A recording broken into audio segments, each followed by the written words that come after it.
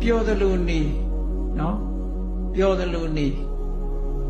နောက်ဘဝကိုမစင်စားနဲ့လို့ဆိုတဲ့ပုဂ္ဂိုလ်တွေကကာမတုခန္တိကနိယောဂအကျင့်ကိုကျင့်တာပဲကာမတုခန္တိကနိယောဂဆိုတာ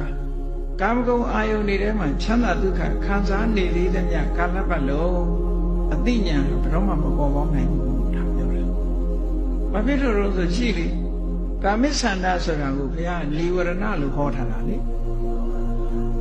ကာမဂုဏ်အာယုန်တွေပေါ်မှာတက်မဲ့နေတဲ့တဏှာဆန္ဒရှိနေသေးတဲ့မြတ်ကာလပတ်လုံးပညာယဒုပ္ပလိကရဏအသိပညာတွေအပြော့သွား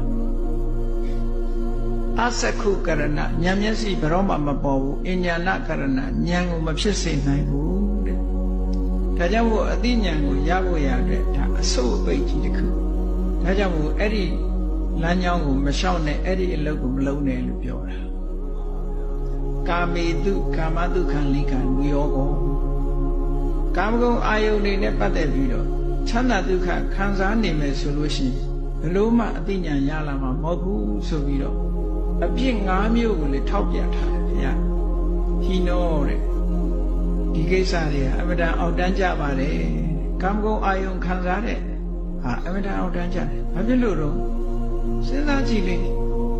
တိရစ္ဆာန်တွေလည်းပဲခံစားကြတာပဲလေအစင်းမြင့်တဲ့ပုဂ္ဂိုလ်မှမဟုတ်ဘူးကျန်တဲ့ပုဂ္ဂိုလ်တွေလည်းသူ့အတိုင်းတာနဲ့သူခံစားနေကြတာကြီးပဲအကုန်လုံးခံမောတဲ့အပေါင်းနဲ့အသင်းနဲ့အိမ်နဲ့ယာနဲ့အဲ့လိုနေတဲ့ပုဂ္ဂိုလ်တွေရဲ့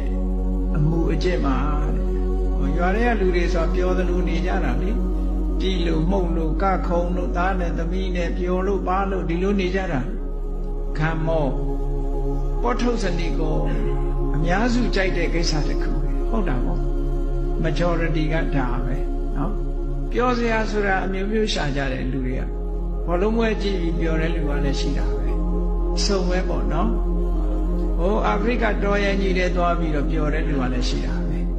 ဧဝရတောင်တက်ပြီးတော့ပြောတဲ့ပုဂ္ဂိုလ်ကလည်းရှိတာစိတ်ပျော်ရာကိုလူတွေကလုံးနေကြတာပဲလေစိတ်ပျော်ရာကိုလုံးတယ်အဲ့ဒါတွေအားလုံးဟာကာမတုခန္တိကံယောဂပဲ